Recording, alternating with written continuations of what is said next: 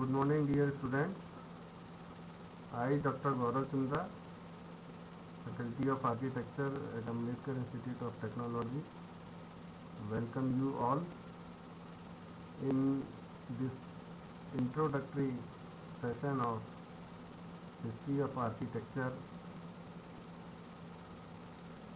for third semester. प्रिय छात्रों,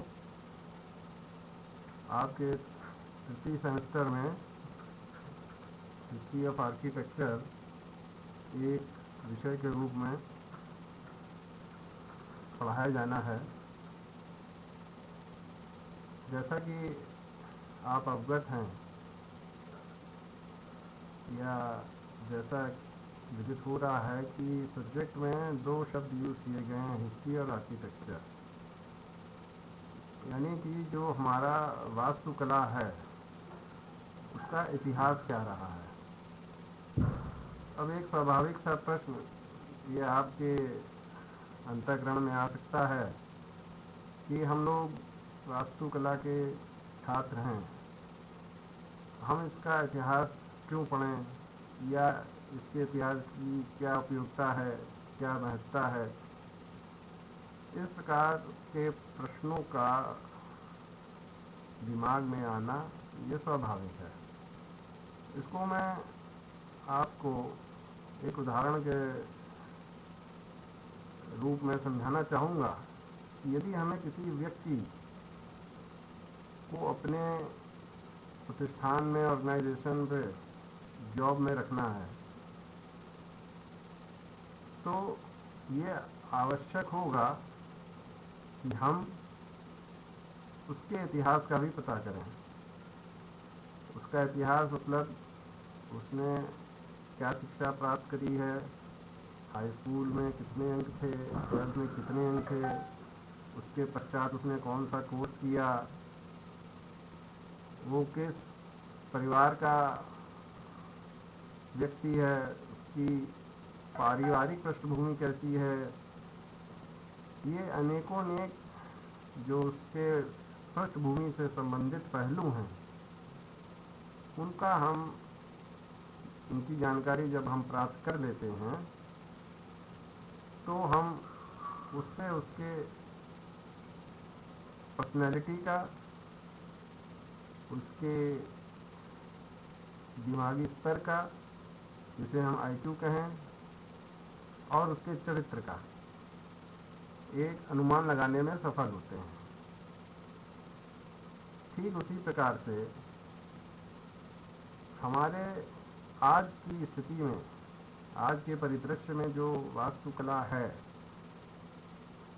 इसका मूल स्रोत क्या था, ये कहाँ से शुरू हुई और किस प्रकार विभिन्न चरणों में, विभिन्न कालों को पार करते हुए ये आज हमारे सम्मुख है। तो यदि हम इसका विकास, इसमें अपना योगदान, इसका ज्ञान प्राप्त करना चाहते हैं तो हमारे लिए ये आवश्यक होगा कि हम सर्वप्रथम उसके इतिहास का अध्ययन करें। ये देखें कि सबसे पहले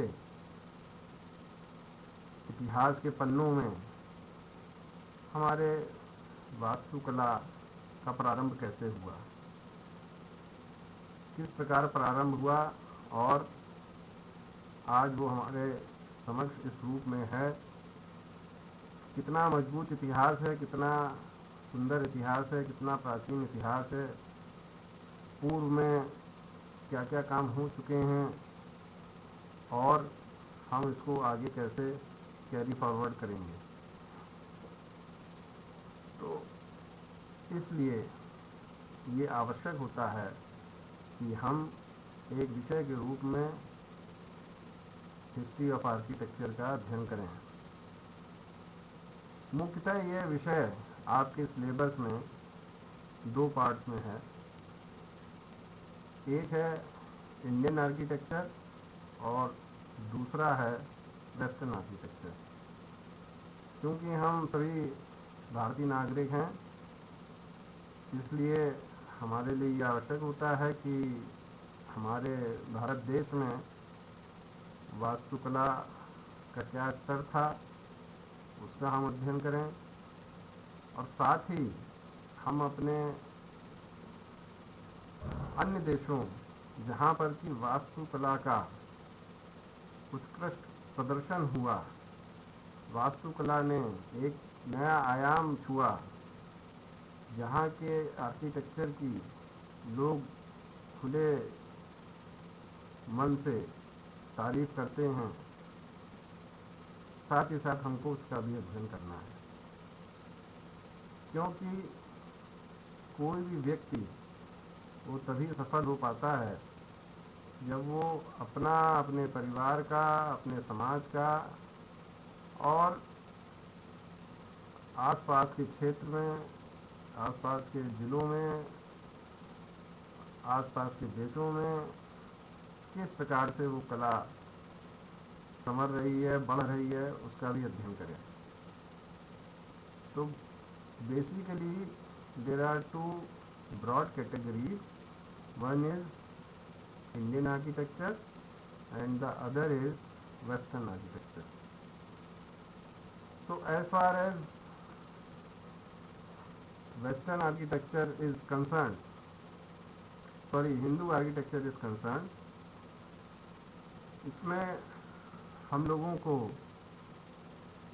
ये ध्यान देना है या ये पढ़ना है कि किस प्रकार हमारे हिंदुस्तान में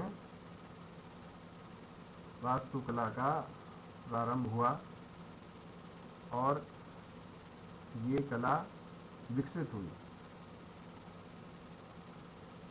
इसके लिए यदि आप देखें तो आप पाएंगे कि किसी भी मनुष्य की जो मूल आवश्यकता है वो है रोटी, कपड़ा और मकान। सबसे पहले उसको भूख लगती है, उसके लिए अन्न चाहिए, तन को ढकने के लिए कपड़ा चाहिए और खुद को, अपने परिवार को सुरक्षित करने के लिए एक छत चाहिए।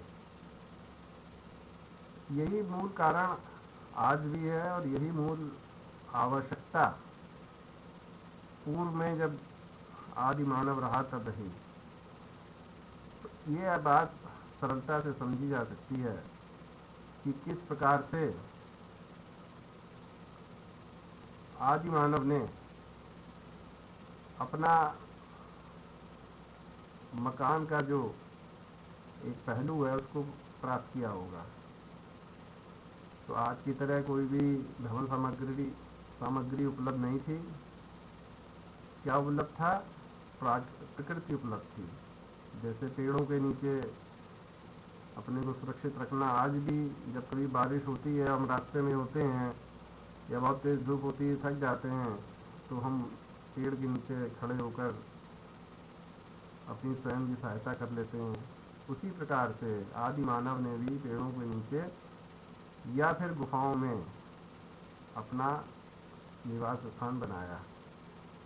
क्योंकि उस टाइम पर कोई औजार नहीं थे, तो इसलिए जो भी प्राकृतिक रूप से गुफा उपलब्ध थी उसमें उसने अपना निवास किया।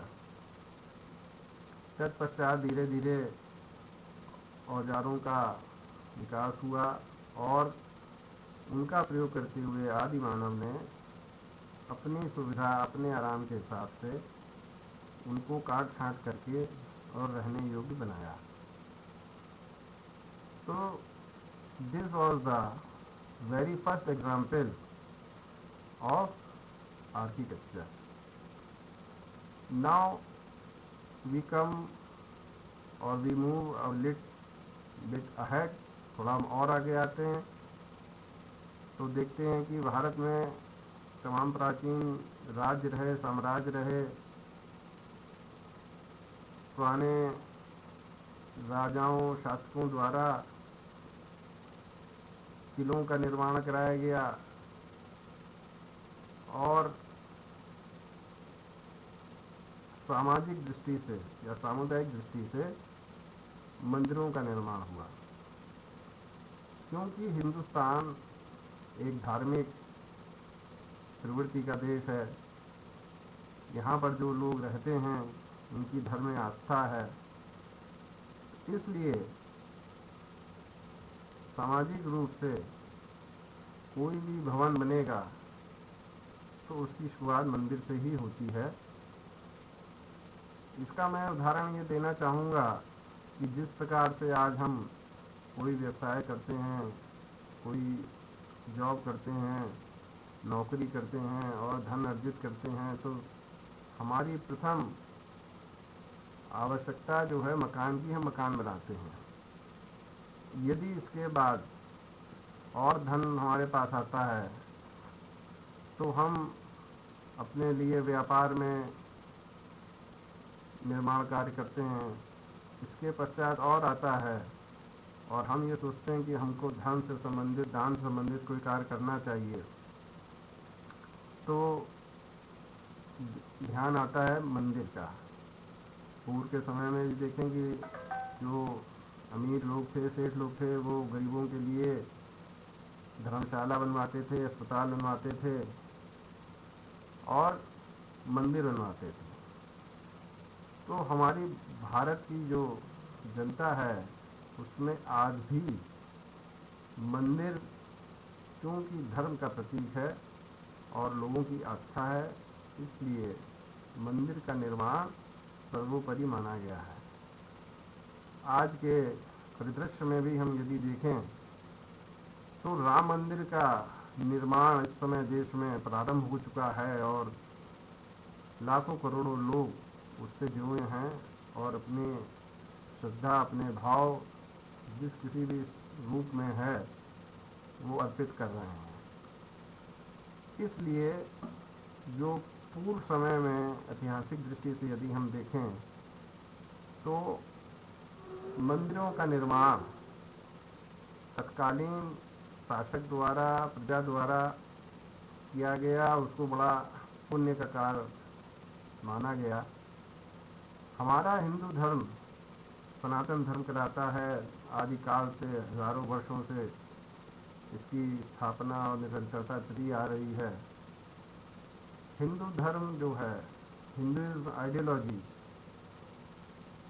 ये इसके दो भाग हो जाते हैं, एक जैनिज्म हो जाता है, एक बुद्धिज्म हो जाता है। तो जो महात्मा बुद्ध थे उनकी एक आइडियोलॉजी थी, उन्होंने ज्ञान प्राप्त किया, उनकी आइडियोलॉजी को लोगों ने अपनाया, फॉलोअर्स हुए, जिन्हें बौद्ध भिक्षु कहते हैं।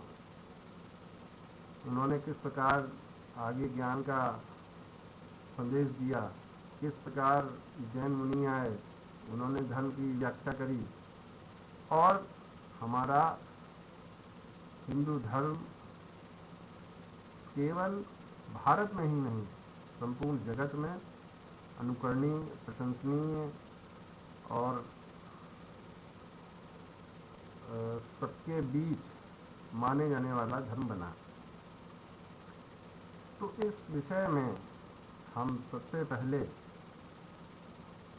मंदिरों का अध्ययन करेंगे, क्योंकि तत्समय में बिना किसी भवन निर्माण सामग्री के प्राकृतिक रूप से गुफाओं को काट काट कर बनाया गया है। ये छात्रों, मेरा पूर्ण विश्वास है कि आप लोगों ने बहुत ही जनरल चीज़ें पढ़ी होंगी या जानते होंगे, लेकिन जब हम अभी ये विषय को विस्तृत रूप से आगे पढ़ेंगे तो आपको हर्ष भी होगा, विस्मय भी होगा, and you will be delighted to know that what a beautiful architectural history India is having. हमारा जो आर्किटेक्चर का इतिहास है वो बहुत ही रिच, समृद्ध है।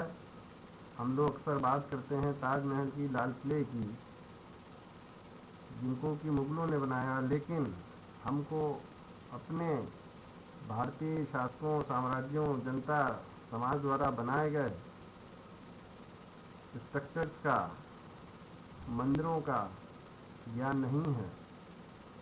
तो इस विषय के माध्यम से हम उनके बारे में जानकारी प्राप्त करेंगे।